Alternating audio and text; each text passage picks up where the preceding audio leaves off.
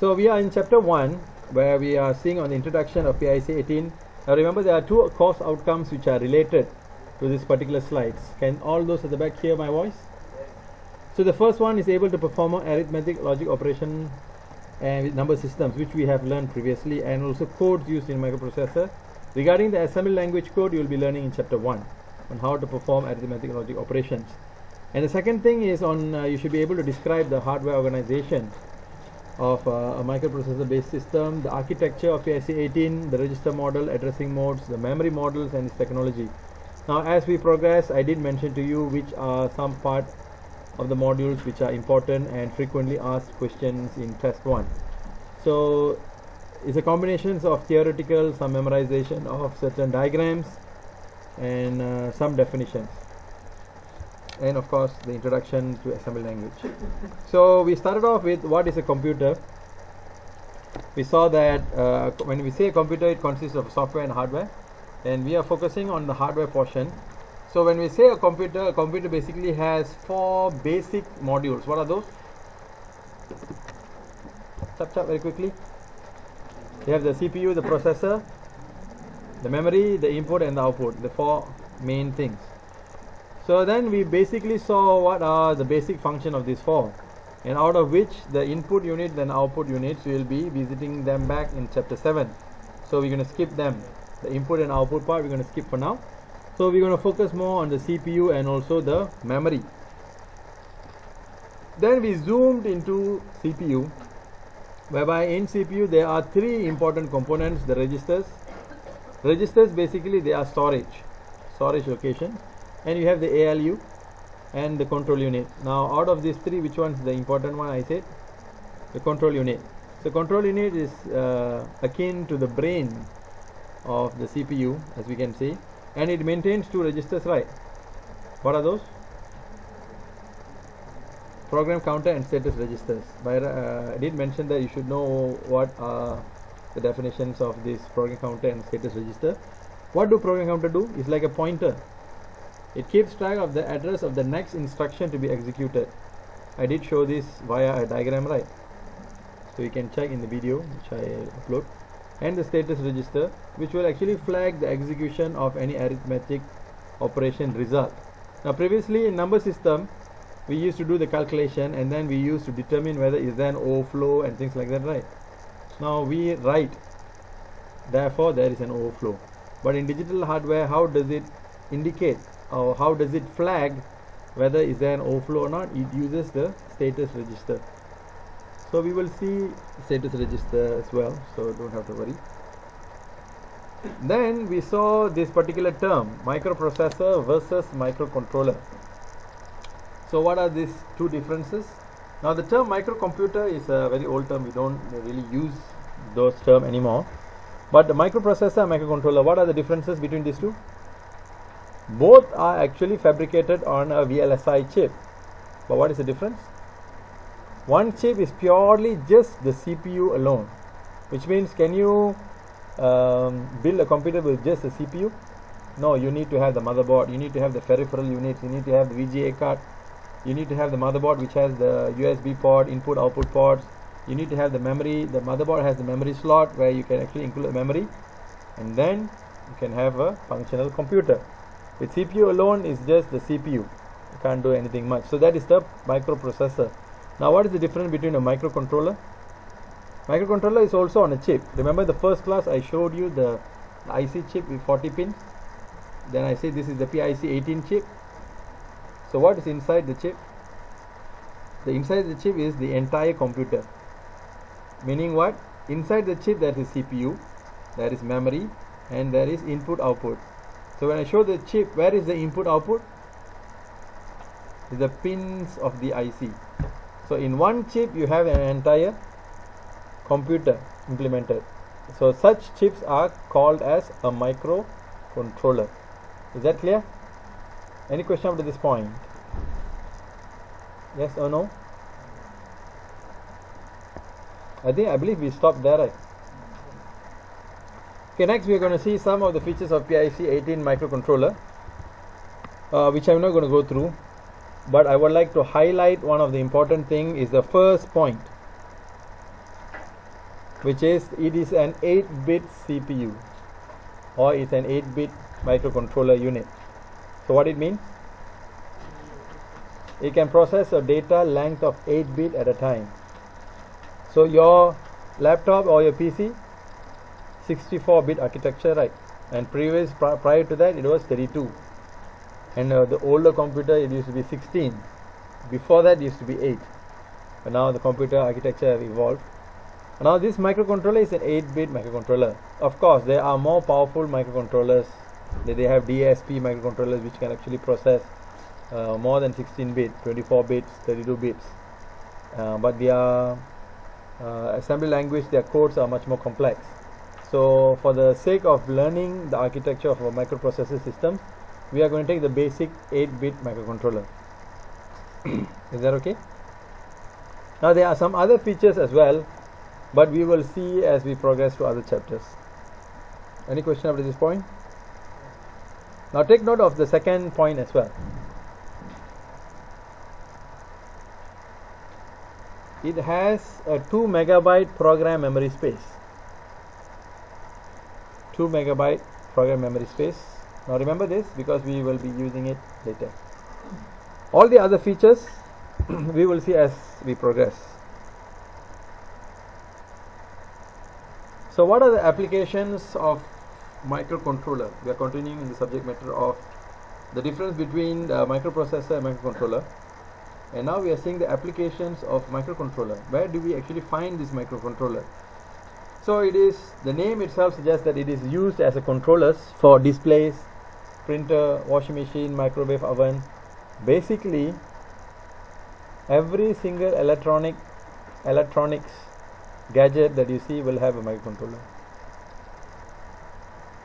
Is that okay? Your phone is a computer lah. It has a CPU. So it's not a microcontroller, it's an embedded system. So then comes another term known as embedded system. Now what is embedded system? Embedded system is any product that uses one or more microcontrollers as controller. The end users are only interested in the functionality of the product but not on the microcontroller itself. Cell phones, home security system, automobiles and many other products are example of embedded products. So there is a slight difference between an embedded product and a microcontroller. What is the difference? Embedded systems uses microcontroller, one or more microcontroller in their system. So one example is washing machine. Nowadays you see washing machines are very advanced washing machine. Back in the days where I think this is around like 7 years or 8 years ago, 10 years ago, when I wanted to buy a washing machine, the salesperson was telling, this washing machine has a fuzzy logic controller. So we were, wow, fuzzy logic, it's an AI embedded thing. And we asked, how does it work? No, you just have to put the clothes inside. It will know how much water to allow. So that's a fuzzy logic. For your information, fuzzy logic is an AI technique. It is a rule-based kind of AI technique. You don't have to write this down like it's not coming out in exam. Just FII only. So you set the rule. For example, washing machine, if you put a particular clothes and it will spin, then based on the weightage and the spin and the torque is required, it will know how much water level is required. But you can still cheat the system, right? How? You put wet clothes inside. You put wet clothes inside. I don't know, I managed to make the fuzzy logic stupid at that time. I do not know now whether it has become smarter or not. But you put wet clothes inside, it has more weightage, right? So you will see that the water rise even more. So fuzzy logic is based on rule. If this much of cloth, this much of weight and this much of torque is actually required, then this much of water is required. So it sets based on rule. So embedded system uses microcontroller, but we as the end users, we are not interested in the type of microcontroller that you use. For example, if you go to a Mercedes-Benz showroom, and then all these Mercedes-Benz car, they use various kind of microcontroller system. They have embedded systems. Do you go to the salesperson, ask, is this Mercedes-Benz, is it using PIC 18? If it's not using PIC 18, I'm sorry, I don't buy this car. No, we don't ask, we don't care what kind of microcontroller they're using, but we are more interested in the function that the embedded system has to offer. So that is embedded systems. It uses microcontroller, but we are more interested in the function that it has to offer. So these are some of the terms. So as I mentioned, the questions don't, because all of you are in third year, so when they ask questions, they don't ask basic questions like what is a microcontroller, what is an embedded system. They don't ask questions like that. They'll give some scenario, as I mentioned earlier, prior to your holiday. They'll give some example. Given that you need to build a particular system which requires to monitor the temperature of the room, so there is two options: use a PIC 18 microcontroller or use Intel i7 family series to design your solution. So which one would you choose and why? So how do you specify? How do you answer? Do you understand the question or not, first place? Okay, the question says you need to build a system to monitor the temperature in a room, for example. If the temperature is hot, then you automatically should turn on the AC or turn on the fan or whatever. So you're given, there are options for you to choose to build your system. One, there is a microcontroller PIC 18 system, and then there is another processor which is Intel i7. Which one of these would you choose and why?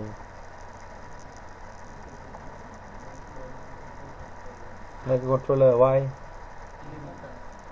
It's a very simple task to just monitor temperature. You just need to use temperature sensor. You don't need to use Intel CPU and bring the whole motherboard.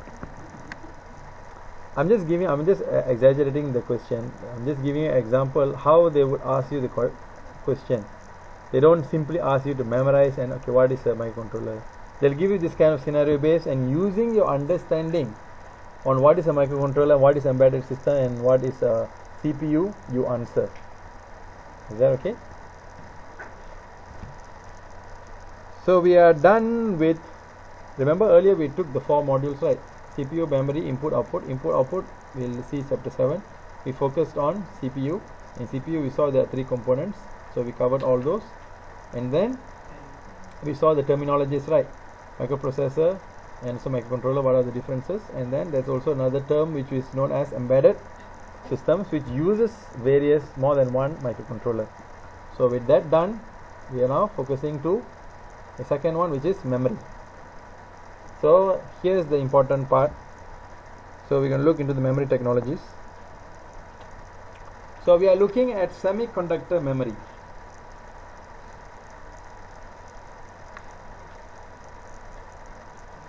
So the semiconductor memory, basically they have 2 types of memory. Now this one you can actually highlight because they have asked questions on this memory technology various times. And after explaining this memory, I'll also explain whatever question that they may ask or they have asked before. Again, not straightforward. So when we say semiconductor memory, there are basically 2 types of technology. One is random access memory, RAM, and read-only memory, ROM. So what is the difference between these two? The difference is very important for you to know. RAM, the main point is it is volatile. What it means volatile? It needs power. It needs power supply to retain the data. If you turn off power, it will all be gone. ROM is non-volatile, which means you can save data inside it, and if you turn off the power on back, the data will still be inside. Now of course here by definition you see that read-only memory can only be read but not written. Now both can be done actually. So random access memory and read-only memory. Now these two technologies are there also in your PC or in your laptop. You know the RAM that you have? The RAM is actually used for you to run any applications. And sometimes whenever you are, for example, let's take a simple thing words or things like that, you can actually, before you save, RAM is actually storing your data, right? Constantly saving, right? Until the moment you save as, or you save in your drive. So RAM is actually holding it. But now, just in case if there's a power cut and maybe you have just plugged in without a battery, just an adapter, and when you on back, there's still a recovery mode, right? You're still able to save or recover. Now during my time when I was studying, there was no such feature. So when we on the RAM, when you on the PC, so whatever we type, you don't save, and if someone accidentally off the PC, everything is gone because it is stored in RAM. So I still remember during my polytechnic time. Maybe I can make a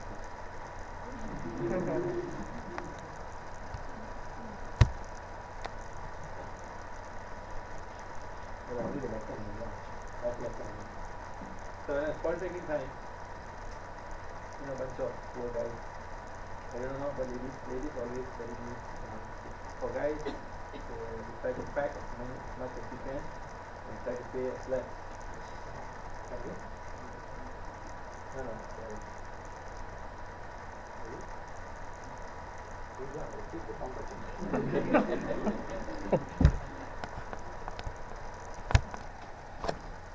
Okay, so that's the main thing. And under random access memory, there are further two technology. So we have RAM and ROM. Under RAM, there are further two technologies, and nowadays we have all these DDR-RAM, DDR3, and various other technologies. But these are the basic fundamentals. One is dynamic random access memory, DRAM, and the other one is SRAM, static random access memory.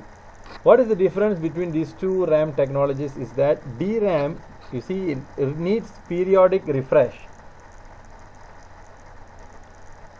What it means, which component always require a periodic refresh? Can you all recollect? How many components have you learned, electronic components? Name it. Resistor, diode, what else? Capacitor, inductor. Which one? Which one needs a periodic refresh? Yes? Yes, correct. Capacitor. Capacitor always have this cycle of charge and discharge, right? So, meaning that DRAM uses capacitive technology. It has capacitor. And capacitor always requires a circuit to ensure that it always keeps the charge high. So therefore usually the DRAM will be slightly larger, or it consists more components. But look at the SRAM, it doesn't require periodic refresh because it is fully built using transistor technology. So you don't need periodic refresh. Now for your information, the PIC 18 that we are learning has how many memory? 2 memory, right? What are the names of these 2 memory? Data memory and program memory. Is that okay? PIC 18 has 2 types of memory, data memory and program memory. The data memory of PIC 18 is SRAM. It is an SRAM technology. Take note of that. The data memory of PIC 18 is using SRAM. So what does it mean? If I store any data into the data memory and if I off the microcontroller and on it back, will the data still be there? No, it won't be there because it is a RAM, static random access memory. Is that clear? I cannot be more clear than this, huh? So that's about RAM. Data memory, the PIC18 is using SRAM. Is that okay? Can we move on? Any question up to this point? Can we go to the ROM? Now ROM is a non-volatile, which means whatever storage, whatever data or program that is stored inside, even though without power, it always remains. Now here are various technologies of ROM. Now those early days, they have this masked program read-only memory, EEPROM, programmed when being manufactured. So which means that we as the end user has no control over to program it back. So where do we see this EEPROM technology? Usually in most of the electronic appliances. For example, like your TV, your LCD screen. It has a microcontroller. It uses EEPROM, and all those programs are programmed when manufactured. So you can't do any reprogramming back. You can't reprogram it. It's one time you program, finish. You can't alter it anymore. So that is the EEPROM. So people are getting a bit unhappy. I also want to program. And then they came up with another technology, which is programmable read-only memory, PROM. This is not the PROM 9. Now this one can be programmed by the end user. This ROM technology, now the end user can program it. But the problem is, you can only program it once. If you program it wrongly, you have to throw it. So people get very unhappy. How come not to make mistake? Definitely there will be mistake. And then came up with erasable programmable ROM, EEPROM. So they are more happy now. So what are the features of this EEPROM?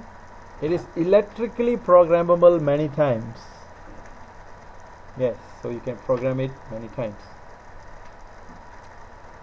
But how you want to erase the data, the program inside, it has to be erased by an ultraviolet light through a window, and it's erasable in bulk. The whole chip get erased in one operation.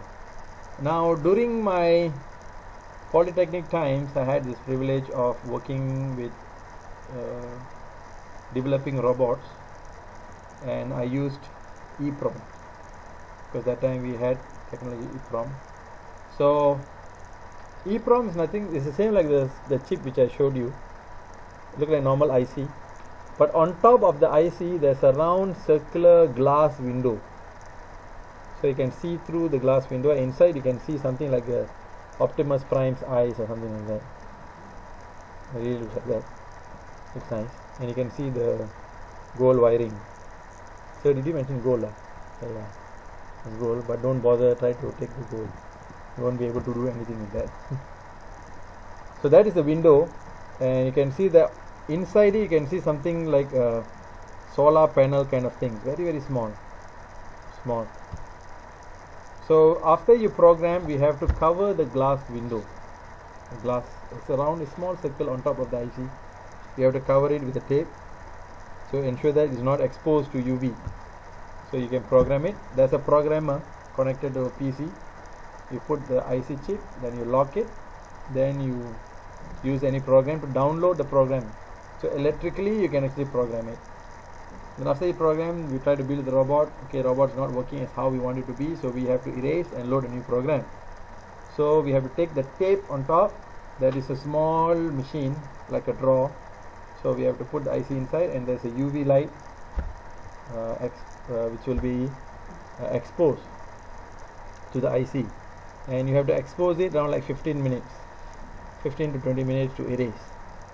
Then you can take the IC and you can reprogram it back.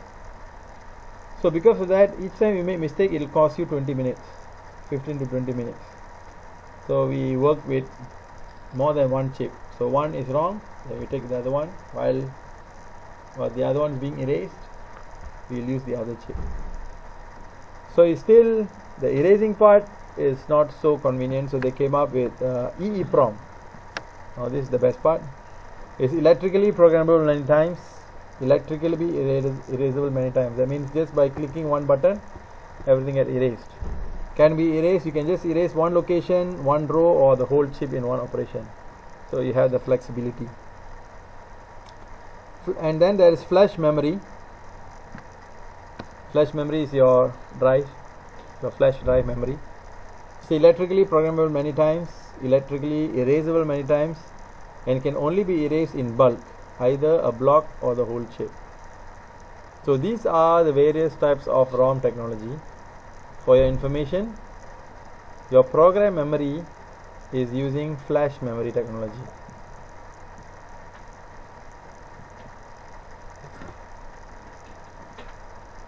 It uses flash memory technology, which means you can't just erase one location.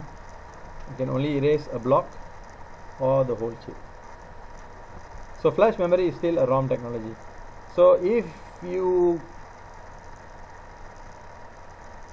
before I mention that, just want to ask you, what do we store in program memory?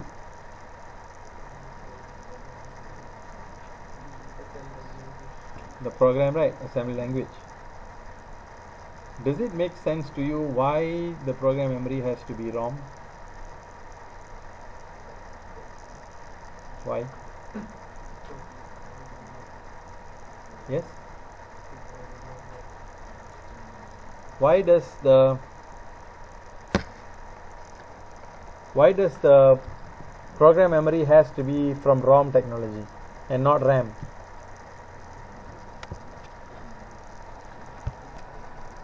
So we are now done with the hardware description. So next, remember earlier we saw the PC, there's a software and hardware. So now we will look into the software element. So before we go through the software, we'll take 5 minutes break.